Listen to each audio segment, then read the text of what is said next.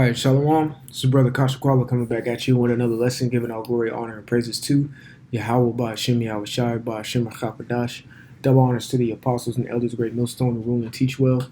Peace, love, salutation to the elect 144 first fruit. All right, this lesson is going to be just pretty much, man, you should just fall in line. All right, you should just fall in line. You see a lot of things going on in Israel right now. All right, of course, I'm not the one to give anyone any type of 15 seconds of fame. But you see a lot of things going on if you are paying attention. And it could all be had been prevented if they just had fell in line. All right? Fell in line to what? First and foremost, Yahweh Bashim Yahweh Shai, but the individuals who Yahweh Bashim Yahweh Shai, who pretty much who has set up. All right? And bade them to have rule over thee. Okay? Matter of fact, I'm going to get that script. Let me find it first. I think it's in Hebrew. Let's see. Let's go to Hebrew 13.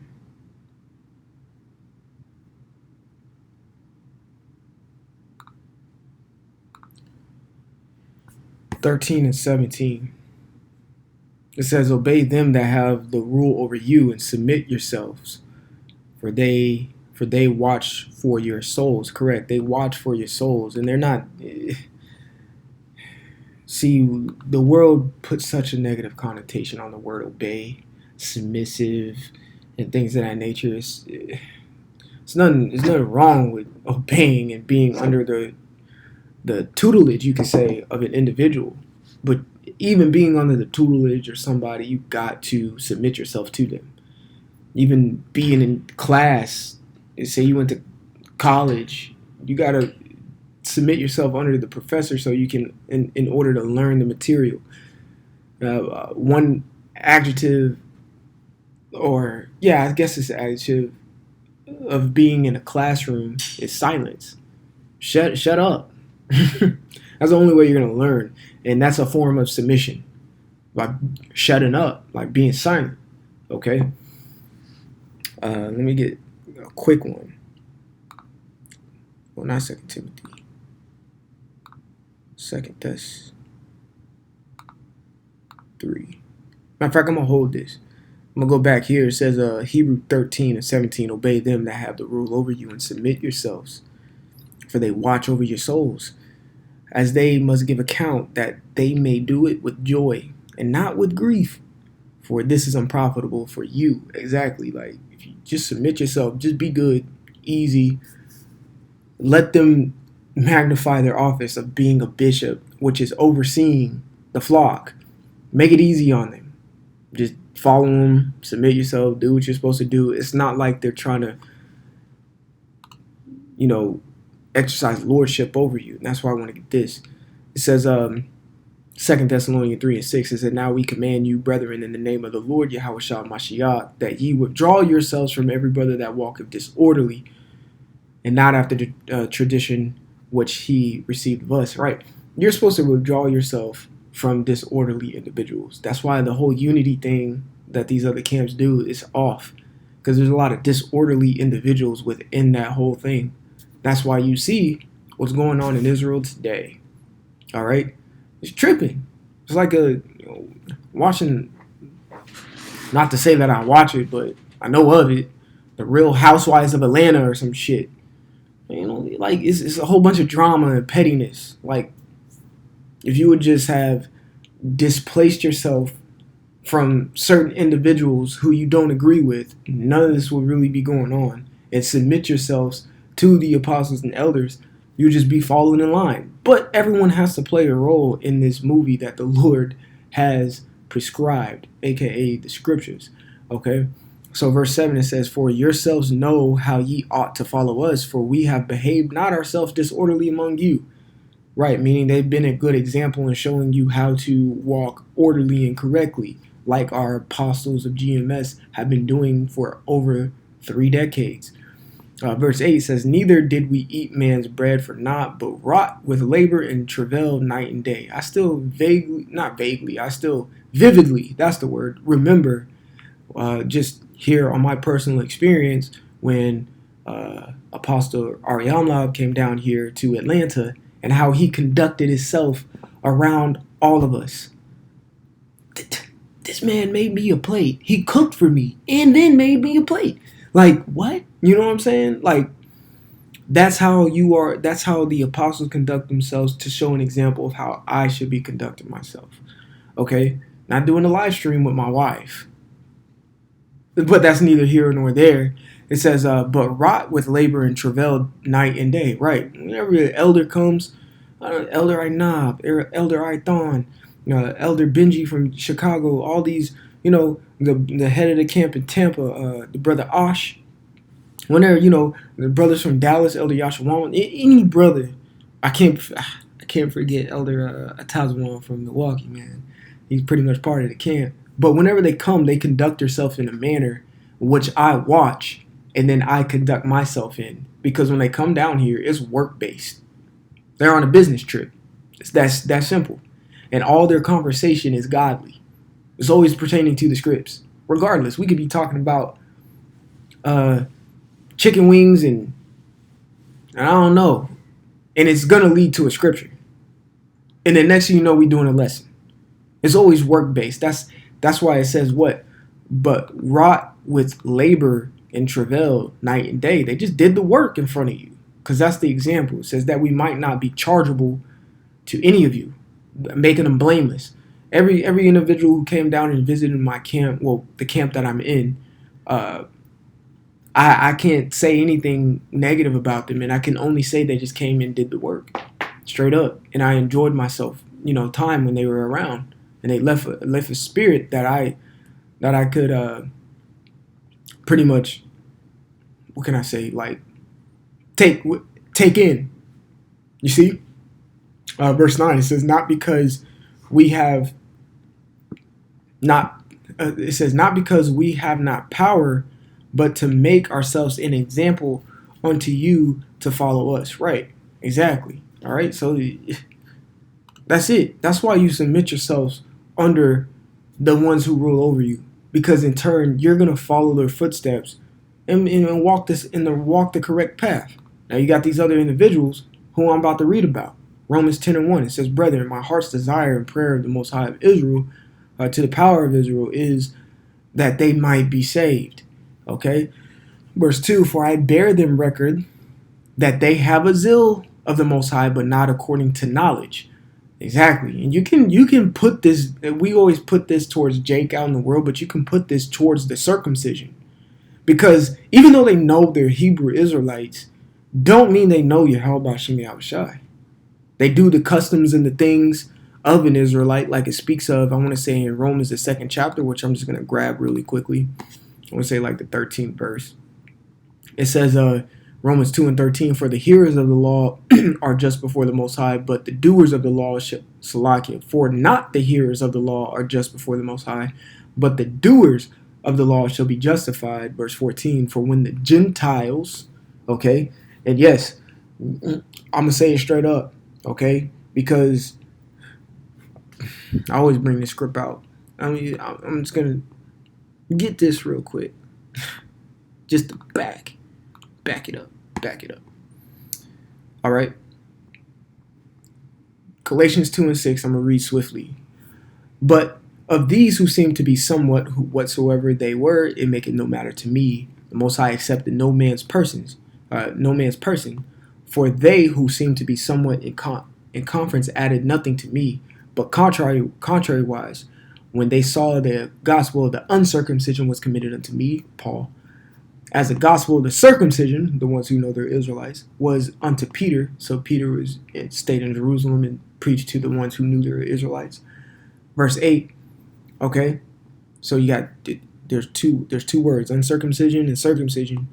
Verse 8, it says, "For he that wrought effectually in Peter to the apostleship of the circumcision was mighty in me toward the Gentiles." Right. It says, "And when James, Cephas, John, who seemed to be pillars, perceived the grace that was given unto me, they gave to me Barnabas the right hands of fellowship, that we should go unto the heathen, and they unto the circumcision.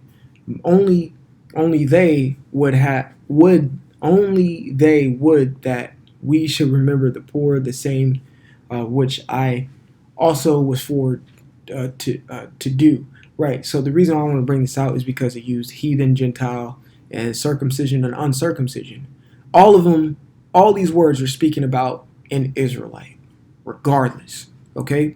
And sometimes these other individuals who are of the circumcision act like Gentiles. Okay. One who don't really know nothing. I'm going to say it just like that. All right. So going back, Romans 2 and 14, it says, for when the Gentiles, because these Gentiles during then, who Paul had to go preach to, they didn't know of Yahushua and had to be taught. That's why I say the actions of what these men, these other camps are conducting themselves in, actions of heathens and Gentiles and uncircumcision, even though they know they're Hebrew Israelites, straight up. But they have a zeal not according to knowledge. They may try to keep some of the laws and things of that nature to the best of their ability. But they if they were to fully understand Yahweh Shai, they wouldn't be doing the certain things that they're doing. That's why you could see the men of GMS, the sincere men of GMS, are in the right spirit right now, man. All right. Verse 14 says, for when the Gentiles, which have not the law, do by nature the things contained in the law, these having not the law are law unto themselves.